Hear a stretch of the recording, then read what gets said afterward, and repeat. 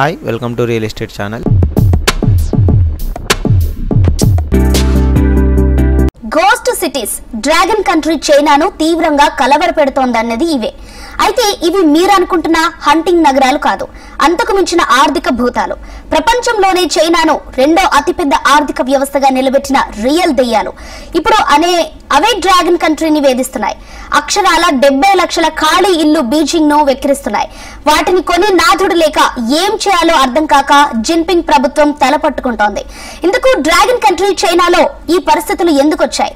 చైనాను రెండో అతిపెద్ద రాజ్యంగా నిలబెట్టిన రియల్ రంగం ఎందుకింతగా కుదేలైంది? $42 బిలియన్ ప్యాకేజీ బీజింగ్ ను నిజంగా కాపాడగలదా? డ్రాగన్ కంట్రీ చైనాను వెంటాడుతున్న రియల్ కష్టాలు ఏంటి? ఆర్థికంగా నిలబెట్టిన రంగమే ఎందుకు రివర్స్ అయింది? కష్టాల నుంచి గట్టెక్కేందుకు బీజింగ్ ఏం చేయబోతోంది? Real boom. రియల్ ఎస్టేట్ రంగంలో ఈ మాట ఇచ్చే కిక్ అంత ఇంత కాదు. ఓ దేశ ఆర్థిక భవిష్యత్తును నిర్ణయించే కెపాసిటీ రియల్ ఎస్టేట్ కి తప్ప మరో రంగానికి అంతగా ఉండకపోవచ్చు. డ్రాగన్ కంట్రీ చైనాను ప్రపంచ ఆర్థికంలో టాప్ లోకి తీసుకువెళ్ళింది కూడా ఇదే రియల్ బూమ్. అలాంటి రియల్ బూమ్ కాస్త రియల్ భూతమైతే ఇప్పుడు డ్రాగన్ కంట్రీ చైనా ఎదుర్కొంటున్న సమస్య ఇదే. ఒక రియల్ ఎస్టేట్ రంగం నష్టాలు కూరుకుపోతే దేశ ఆర్థిక వ్యవస్థ రివర్స్ అయిపోతుందా ఏంటి? ఈ ప్రశ్నకు సమాధానం ఇప్పుడు చైనానే. ఎందుకంటే రియల్ ఎస్టేట్ ఇచ్చే బూమ్, దాని ద్వారా వచ్చే పతనానికి dragon country care of address గా మారిపోయింది. చైనా జీడీపీలో రియల్ ఎస్టేట్ రంగం వాటానే ఏకంగా 29%. ఇప్పుడు అదే వాటా రివర్స్ లో పయనిస్తోంది. అంటే ఆర్థికంగా చైనాను వెనక్కి లాగడం మొదలుపెట్టింది. అదే రియల్ ఎస్టేట్ రంగం అన్నమాట. చైనాలో 1 కోటికి పైగా జనాభా ఉండే నగరాలు 10కి పైనే ఉన్నాయి. 1970ల తర్వాత చైనాలో పట్టణీకరణ వేగం అందుకుంది. వేగం అంటే మామూలు వేగం కాదు, రాకెట్ వేగంతో పట్టణాలు, నగరాల విస్తరణ జరిగింది. పెద్ద మొత్తంలో గ్రామీణ ప్రజలు ఉపాధి అవకాశాలు అందిపుచ్చుకుంటూ నగరాలకు వలసలు రావడం మొదలైంది అప్పుడే. 50 ఏళ్ల వ్యవధిలో ఈ వలసలు ఎంత వేగంగా పెరిగాయంటే ప్రస్తుతం చైనాలో పట్టణ జనాభా దాదాపు 65% మేరకు పెరిగింది. అంటే గ్రామీణ చైనాలో కేవలం 35% మంది ప్రజలు మాత్రమే జీవిస్తున్నారు. అందరూ పట్టణాల వైపు మొగ్గు చూపడంతో అక్కడ రియల్ ఎస్టేట్ వ్యాపారం ఊపందుకుంది. భూముల క్రయ విక్రయాలు, రియల్ ఎస్టేట్ వ్యాపారపు జోరు కారణంగా ప్రభుత్వానికి పెద్ద మొత్తంలో ఆదాయం వచ్చి చేరింది. జిన్పింగ్ సర్కార్ సైతం అంచనా వేయలేనంతగా ఏకంగా 29% ఆదాయం రియల్ ఎస్టేట్ వ్యాపారం నుంచే వచ్చింది. దీంతో ఎడపెడ అప్పులిస్తూ రియల్ భూమును ఎంకరేజ్ చేశారు. ఇదే సమయంలో రియల్ భూమ్ 50 ఏళ్లలో ఏటేటా పెరిగిపోతూ చైనా ఆర్థిక వ్యవస్థను అమాంతం పెంచేసింది. తీరా ఊహించని భూతంలా కరోనా ఎంట్రీ ఇవ్వడంతో ఒక్కసారిగా సీన్ రివర్స్ అయిపోయింది. కోవిడ్ ప్రభావంతో రియల్ ఎస్టేట్ వ్యాపారం ఒక్కసారిగా కుదుపునకు లోనైంది. కుదుపు అనే కంటే భూకంపం అంటే బెటర్ ఏమో.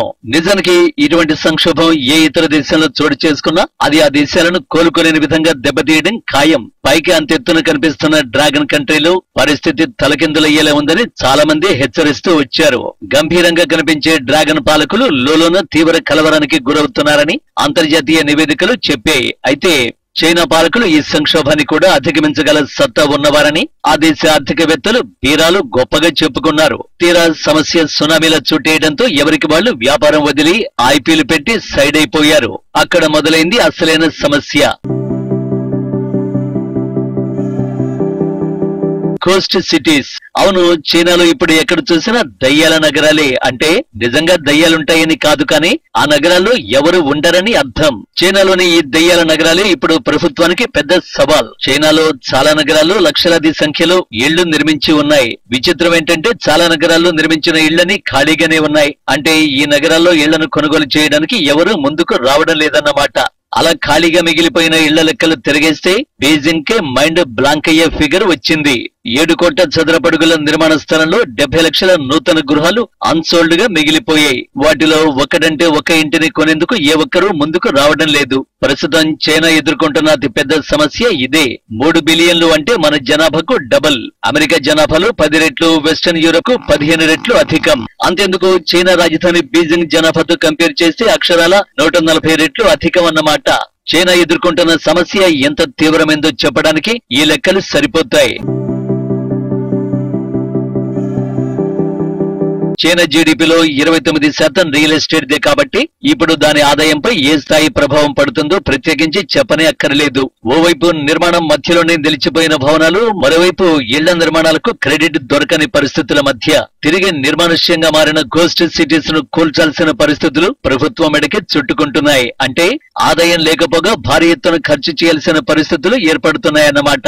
వీటన్నింటికి తోడు దాదాపు 3 ఏళ్ల పాటు వేధించిన కరోనా, జీరో కోవిడ్ విధానాలు డ్రాగన్ కంట్రీని ప్రపంచ ఆర్థికంలో ఉన్న చోటు నుంచి కిందికి లాగడం మొదలుపెట్టేశాయి. దీంతో రానున్న రోజుల్లో పొరుగు దేశాలపై ఆక్రమణ అటుంచితే ఉన్న దేశాన్ని ఎలా నిలబెట్టుకోవాలన్న దానిపైన యుద్ధం చేయాల్సి వస్తోంది.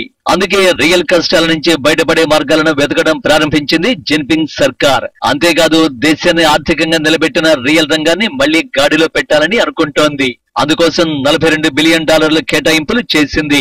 ఈ నిధులు ప్రజలకు లోన్ల రూపంలో ఇచ్చి ఇళ్లు కొనేలా ప్రోత్సహించాలనేది చైనా ప్లాన్. అంతేకాదు ఇళ్ల ధరలను భారీగా తగ్గించే ప్రయత్నాలు చేస్తోంది. డౌన్ పేమెంట్ ను 20 నుంచి 15% తగ్గించింది. రెండో ఇల్లు కొనాలనుకునే వారికి 30% నుంచి 20% తగ్గించింది. తద్వారా రియల్ ఎస్టేట్ రంగాన్ని తిరిగి గాడిలో పెట్టాలనేది బీజింగ్ ప్లాన్. మరి ఈ వ్యూహం ఎంతవరకు వర్కౌట్ అవుతుందో చూడాలి.